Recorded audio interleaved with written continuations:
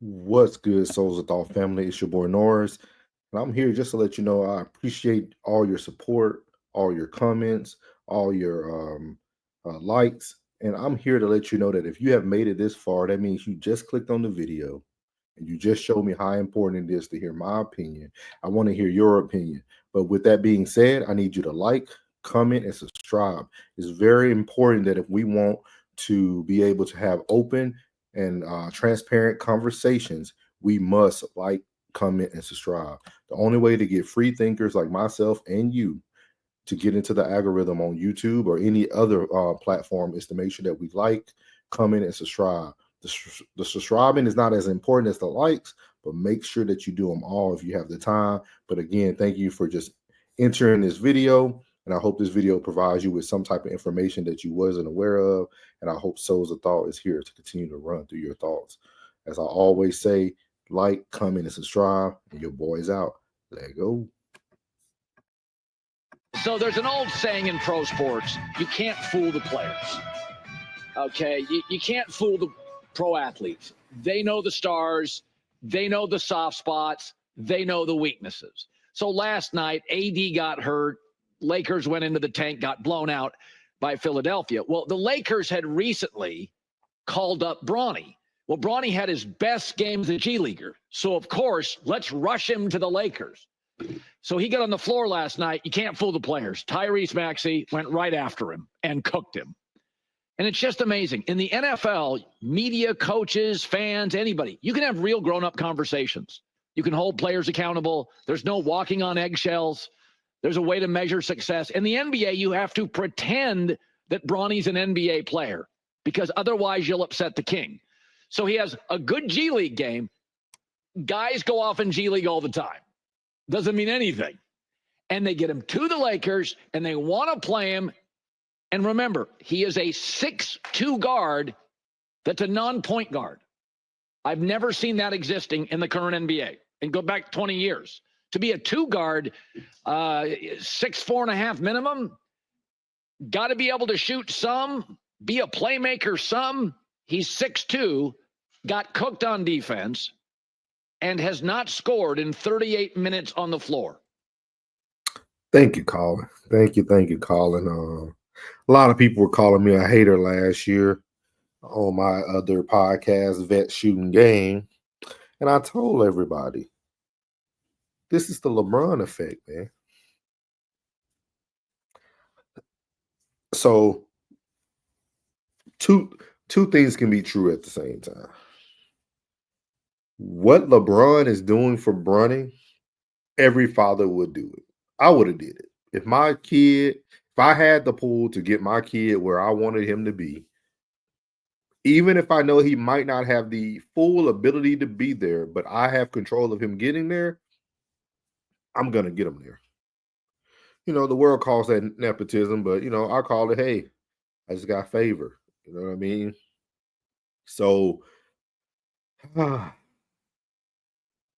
so the other thing is, as I told everyone, is LeBron controls the NBA, man.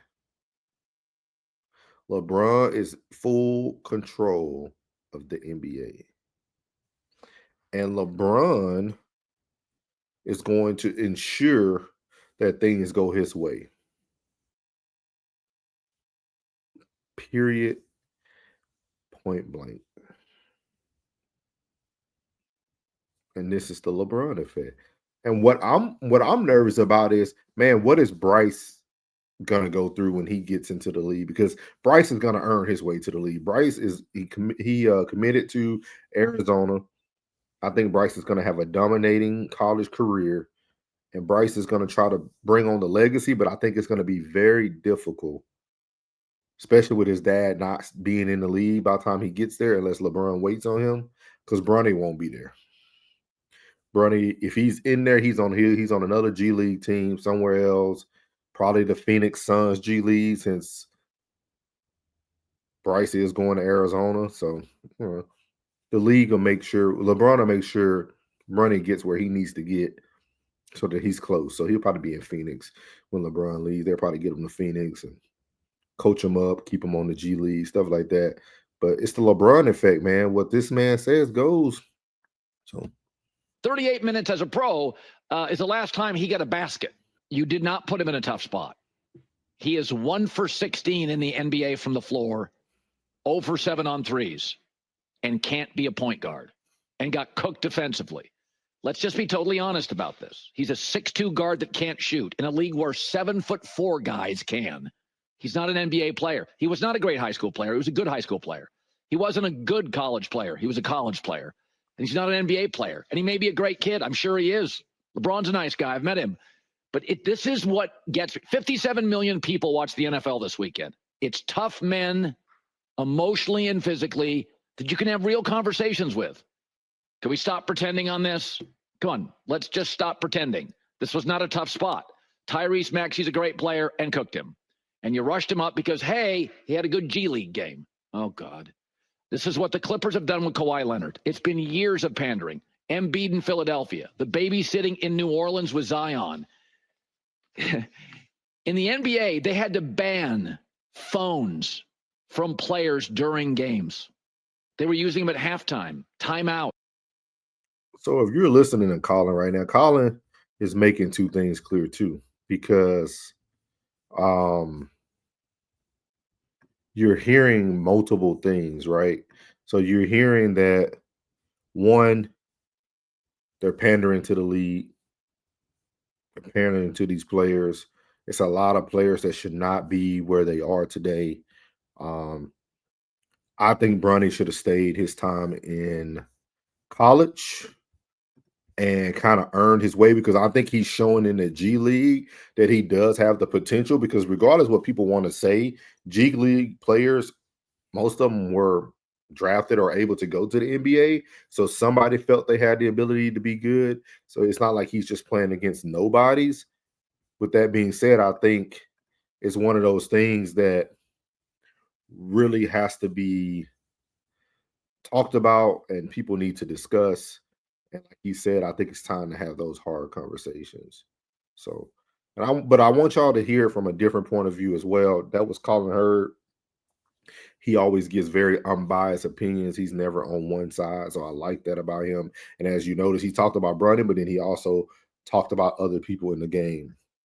So here we're going to see what Stephen A. Smith has to say about this. Let's see what he has to say. Last night, the Lakers took a loss to the Sixers, but didn't come without Bronny James seeing some decent playing time. In the first half, Bronny went 0 for 8 with 3 rebounds and 1 assist. JJ Redick spoke candidly after the game on the young star's struggles and the decision to play Bronny in the first quarter last night. JJ. Just felt like a back-to-back. You guys look at JJ Redick. Y'all remember how young and vibrant JJ Redick was when he was on First Take? When he was doing his podcast, sipping wine with LeBron. Look how stressed that guy looks. This guy has a mustache. His hairline starting to recede on him. He's stressed. And what's crazy is he thought that being friends with LeBron James would make it easier for him, and LeBron did nothing but make the road harder. That's why the coach from UConn didn't go to the Lakers. It wasn't that he doesn't want to coach in the NBA. He doesn't want to coach LeBron James. Coaching LeBron James is a full-time job. Then you have to coach the team. You have to coach LeBron's emotions. Now you got to coach how he's going to feel. I'm sure, Bronny, because this ain't, I know Colin said that was like his best night, but Bronny did dropped a couple 30-point games for G League, things of that nature. But he's definitely not ready. But this is JJ, man, looking like he needs some rest, man. Just him giving us energy, I think, was the goal. He gave them energy, but he went 0 for 8. I first half. Maybe put him in a tough spot, flying up yesterday. And look at that. That's the pandering that Colin's talking about. Maybe we put him in a tough spot, flying him up today. No. Basketball players all around the league do travel, back-to-back games. He's young. He should be able to recover quicker. He should be able to do all those things. But this is what he's going to do. He's going to make sure that he stays in LeBron's good graces. nationally televised game and Philly, all that stuff. It's, you know, he didn't play well, but he's been playing great, you know, in the Stay Ready games, and he's been playing great in the G. So I have confidence in him, but obviously didn't provide that at a high level. What you're saying means nothing because your actions don't reflect what you're saying. If you were a coach and you truly believed in what you're saying, you'll be sitting upright. You wouldn't be leaning down trying to figure out how you want to give this message out. You will be there talking with full confidence that, hey, we made the right decision. He just had a bad night. You know, he's been doing great in the G League. We felt it was time for him to get in. Let's see if he can give us a spark. He's young, and we wanted to see what he had. That's all you gotta say. You ain't gotta go through all this. Maybe because of where we flew next game, we were in Philly. No, your actions do not even equal your response. All right, so JJ trying some things out there. Stephen A. in Philadelphia giving Bronny first quarter playing time. Get him, Steve. Why the face or the hand or the Get him, everything that's Steve. happening?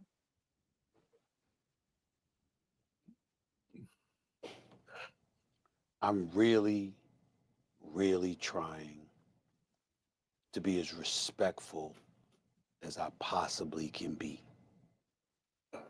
towards LeBron James. You guys know what this is like. This is how Republicans and Democrats feel having conversations. You could be a conservative and you have your point of view. You could be a liberal, have your point of view, and then of course the liberals go and bust out a fight in Dayton, Illinois at a township meeting. Then you look back and like, man, thought we had a shot, but it just didn't work out. One of the top 2 or 3 players in the history of basketball, number 2 in my eyes. A treasure to the game of basketball that we should and will all miss when he is gone. I am pleading with LeBron James as a father. Stop this. Stop this. We all know that Bronny James is in the NBA because of his dad. The first game of the season, opening night, the Griffies in attendance, father-son duo playing in an NBA game for first time, an absolutely positively wonderful story. And then reality sets in. We love what we're seeing from him in the G League because that's where you belong. As you hone your skills and you get better and you legitimately earn, which I believe he has the potential to do. I am rooting for Bronny James. It would be cruel to root against him. It's a wonderful kid. I wish him nothing but the best. But he's LeBron James' son. And everybody knows what attention that brings. Molly, Doggy, put them up on the screen because I want to see their face when I say this. Right now, Bronny James is averaging 0.3 points, 0.3 assists, and 0. And it's so crazy because everybody's trying their best not to laugh.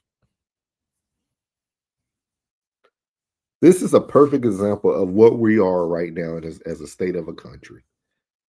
Everybody knows the truth, don't want to hear the truth. Then everybody who says the truth has to say it in such a nice manner. But we can't express how we truly feel. It's crazy. 0.4 rebounds. You know what people are saying. You know what they're. He got them Stephen A. Smith stats. Oh, sorry. He got those Stephen A. Smith stats. We don't even know if Stephen A. Smith really played college ball. He got those Stephen A. Smith stats. Going to do to this kid? In 13 games, he has played 44 minutes. He has scored 4 points. He is shooting 1 of 16 from the field, 0 for 7 from three-point range. How are you doing him favors? We know that he's not ready yet. And I'm saying this with compassion. I'm asking the greatest player in the game, one of the top 2 players in the history of basketball, an ambassador for this game, the face of the league, a 4-time champion, a guy that's gone to 10 NBA finals, one of the greatest we have ever or will ever see, who is a basketball savant. You know. Are y'all watching these highlights as they're speaking? What you're seeing here, if you wanted to put it like to football, right? You could have a great quarterback. He's a running, scrambling quarterback in college, and he's just amazing. Then they get to the NFL, and that defensive end, that's 290, is still running a 4.3, 4.45 to the sideline. That quarterback don't look that fast no more. And this is what you're seeing out here. Those plays that Bronny makes in the G League, because people aren't reacting as fast as he is. They don't have the basketball IQ he has. He looks amazing. He can drop points. And to be honest with you, if you ever watch a G League game, it's almost like watching an all-star game, because they kind of leaving the lane open. They kind of letting each other score, because I think they all want to score so that they all can have big nights eventually. With that being said, you got to watch those highlights as he's speaking. Better than me, better than Doggy, better than JJ Redick, better than Rob Pelinka, better than any basketball analysis or analyst that exists. You know what these numbers mean. You know what it's going to do to your son, to people who are missing out on opportunities, that are busting their tail on other NBA teams in the G What is he League, going in to Europe, see? and everywhere else, what kind of opportunity they're starving for. You're exposing your son like this? I know I'm not questioning LeBron James and 10 as if it's dishonorable, Doggy. It's incredibly honorable. It's a wonderful dad. I swear to y'all on everything I love, I'm not trying to be disrespectful in any way. I'm simply saying, to have that moment on game 1 of the NBA season is one thing. To propel it to a point where he's on the bench, he's in uniform, he's taking up a roster spot, and now you're giving him time in the first quarter, and you see the absence of production. How are you helping him? I just don't get it. I really don't see. I really don't get it. I really don't. I'm not sure. I interrupted you last time. There's nothing to interrupt you this time. You're 1,000% correct. I don't know what to add. I mean, it's a joke that he's playing NBA basketball.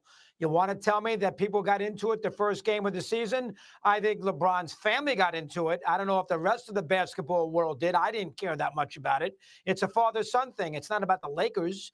And you're right. I mean, he should be in college, playing for a franchise, for a school in college. Second year, play 25, 28 minutes a night, lead a team to an NCAA tournament, play with some pressure, and see what he can do when the games really mean something. The G League, the games, nobody sees the G League. Nobody watches the games. He needs to be put in a spotlight in a huge game in college where he only played, whatever he played last year. I understand he had a terrible health issue. I'm not trying to make light of that, but he didn't have a chance to do anything last year in college for a variety of reasons, health included. Again, is it a big deal? All right. We get it. I think we all get it. I think we all understand what's going on here. Oh, man. I apologize for all y'all who are upset about the executive order that was written to demolish the DEI and incentives, but I'm going to let you know the NBA hasn't demolished it yet. And they're going to continue to let it run all season for LeBron James. This is a true DEI hire of a kid who is not ready to be put where he's being placed. And no one's going to want to talk about the truth. I said this before. LeBron is almost tarnishing his own legacy as well. That would have been like Michael Jordan trying to bring his sons over from when one played at Illinois, the other one played at like Central Florida or something like that. Jordan didn't try to push them. He didn't try to promote them. He knew they weren't him, and he knew they weren't ready. Bryce, if you're watching this, Bryce, if you're watching any of this commentation from anybody, myself, ESPN, First Take, anything, stay in college. Don't leave Arizona unless you do what Carmelo Anthony did his first year. You take Arizona to a national championship and y'all win the NCAA tournament. If you don't do that your first year, you need to stay at least 2 to 3 years.